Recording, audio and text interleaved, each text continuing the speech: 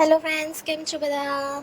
Good morning. સવારના 4:30 થયા છે અને આપણે જે યોગા કરવા માટે રેડી થઈ ગયા અને અહીંયા યોગા કરવા માટે આવી ગયા હતા. આપણે યોગા સ્ટાર્ટ કરી દીધા હતા અને પછી 6 વાગે આપણે નીકળી ગયા હતા ઘરે આવવા માટે. ફટાફટ ચાલતા હતા કારણ કે આપણે નાહી ધોઈને અહીંયા પછી આપણે આવીને રેડી થઈ ગયા હતા.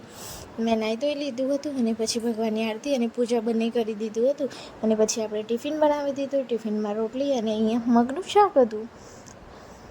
જો કેટલું સરસ શાક બન્યું છે. અને પછી અહીંયા આપણે જે રાતે રેટી સવારે હતી ગઈકાલે એ હવે સવારે ખાવાની હતી અને પછી મેં અહીંયા એક બાજુ ચા નાસ્તા માટે ચા મૂકી દીધી હતી અને થોડી રોટલી ગરમ કરી દીધી હતી તેલ નાખી, એટલે સહેજ પરોઠા જેવું થઈ જાય એટલે એવું મેં કરી દીધું. અને અહીંયા પછી હું બેસી ગઈ હતી મરચાં, ખાખરો અને ચા લઈને અને જોડે રોટલી બનાવીને ફાઇનલી અહીંયા ચોટી બોટી બાંધી અને આપણે રેડી થઈ ગયા હતા ઓફિસ જવા માટે. અને અહીંયા ફાઇનલી નીકળી ગયા હતા આપણે ઓફિસ જવા માટે અને અહીંયા ઓફિસ પહોંચી ગયા હતા અને આપણે આપણું કામ સ્ટાર્ટ કરી દીધું હતું.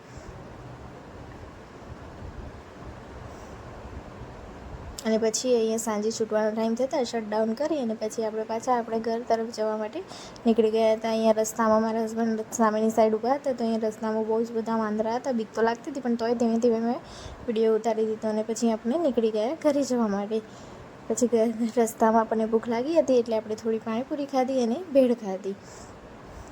જોઈને પાણી આવી જતું હશે મિત્રો, તમને મસ્ત લાગે છે ને. અને પછી અહીંયા આપણે મમ્મીનો બર્થડે હતો એટલે આપણે કેક લેવા માટે ગયા હતા અને અહીંયા કેક લઈ લીધી હતી અને અહીંયા એના પર આપણે મમ્મીનું નામ લખાવી દીધું હતું.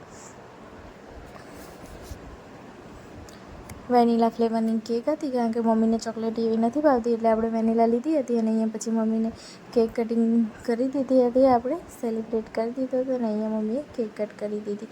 અને પછી આપણે જમવા બેસી ગયા હતા પનીરનું શાક, ભીંડાનું શાક અને પરોઠા.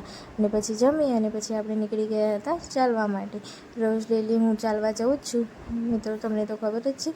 અને પછી આપણે આવી ગયા ઘરે. તો મિત્રો તમને આ બ્લોગ કેવો લાગ્યો તે કમેન્ટમાં જરૂરથી જણાવજો અને મળીએ નવા બ્લોગમાં. ત્યાં સુધી લાઈક, શેર અને સબસ્ક્રાઈબ કરવાનું ભૂલતા નહીં. આવજો.